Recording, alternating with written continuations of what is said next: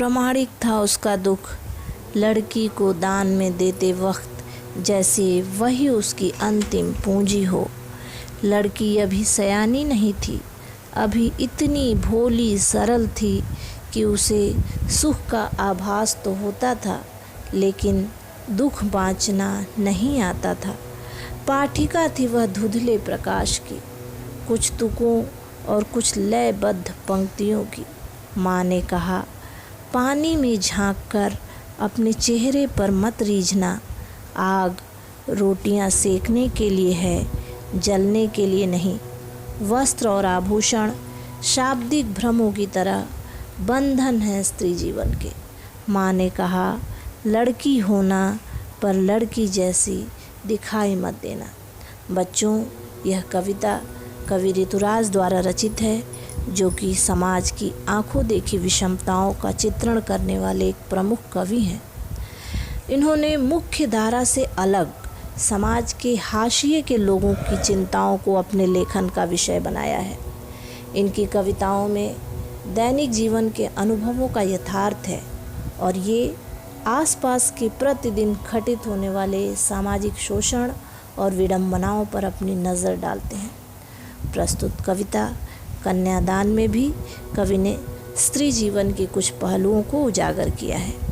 यह छोटी सी कविता माँ के अंतर्मन की पीड़ा को उजागर करने में सक्षम है।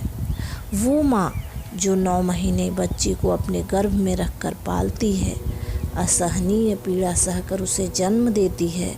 जन्म के उपरांत उसकी हर आवश्यकताओं इच्छाओं की पूर्ति कर अपने जीवन को बच्चों पर समर्पित कर देती है। खासकर बच्चियाँ जो माँ के सबसे निकट होती हैं।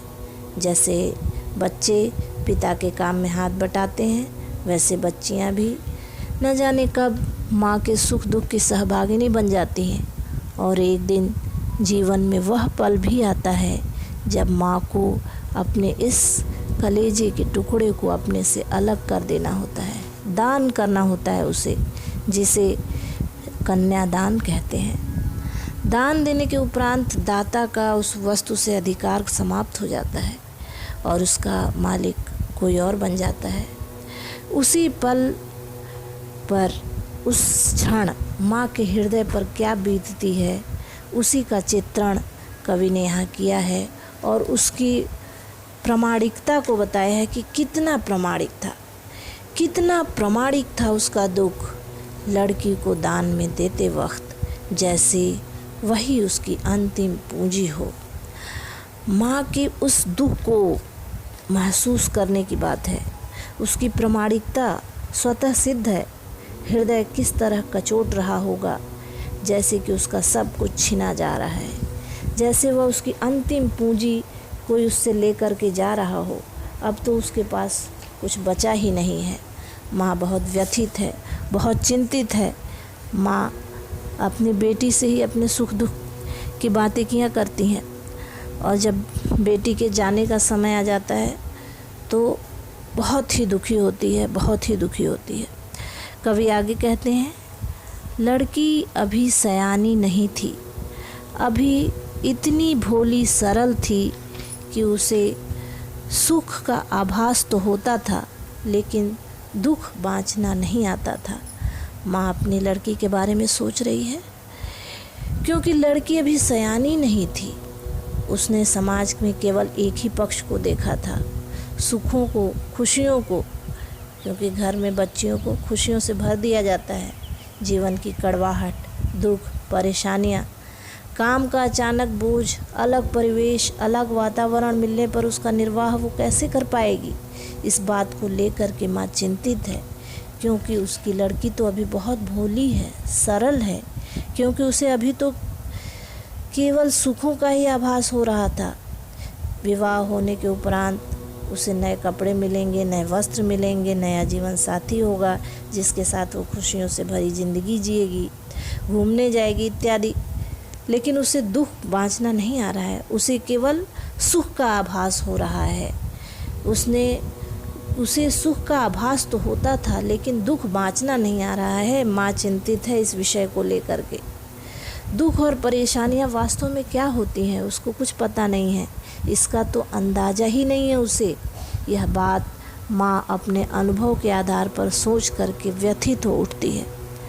कवि आगे कहते हैं, पाठिका थी वह धुंधले प्रकाश की, कुछ तुकों और कुछ लयबद्ध पंक्तियों की। उसकी बेटी धुंधले प्रकाश की पाठिका थी, कुछ तुकों और लयबद्ध पंक्तियों को ही वह पढ़ना जानती थी। माँ सोच रही है कि वह तो हमारी स्नेह की छत्र छाया में पली है, जीवन के वास्तविक स्वरूप से उसका सीधा सामना तो अभी तक हुआ ही नहीं। जीवन के कड़वे मीठे पलों में से हमने उसे केवल मीठे पलों का ही एहसास कराया था, जीवन की कड़वाहट का उसे ज्ञान ही नहीं है।